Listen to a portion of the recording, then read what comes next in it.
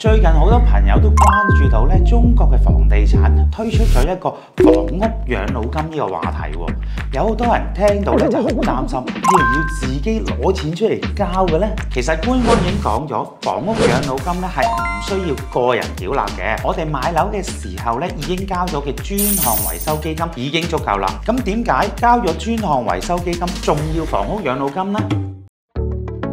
就係因為部分地區嘅老舊房屋數量比較多，但係專項維修基金數量又比較少，難以滿足到房屋維修需求。另外一方面，維修基金取用嘅方法亦都諸多限制，例如好似開業主大會超過半數通過，我哋先可以用到呢個基金，門檻比較高，導致住宅專項維修基金提取率比較低。政府同時亦都建立咗一個公共帳戶，呢個帳戶嘅錢亦都係通過地方政府嘅補貼，而呢啲錢亦都足夠維修舊樓嘅，所以大家唔使擔心，呢個唔係變相收房地產稅。房地產養老基金嘅出台對於一啲舊樓嚟講都係一個正面嘅好消息。歷史上嘅舊樓有過2次嘅大紅利喎。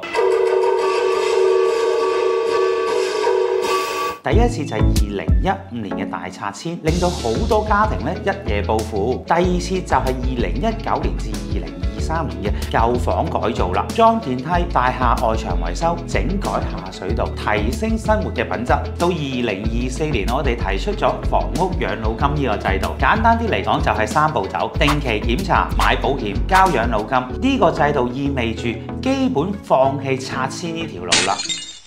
以前係因為舊樓太少，拆遷方便，但依家舊樓越嚟越多，拆遷呢條路就行唔通啦。再加上拆遷成本較高，唔可以大範圍去推進，只能修修補補，繼續延長舊樓嘅壽命。雖然房屋養老金唔需要自己出錢，但係亦都唔係所有舊樓都可以享受到呢個維修嘅機會，未必個個地區都會有多餘錢去維。所以今次試行嘅城市主要係1、2線嘅城市，例如廣州就係其中之一。對於呢個房屋養老金仲有冇啲咩疑問呢？如果有疑問，可以喺我個評論區嗰度留言，我會盡快回覆你。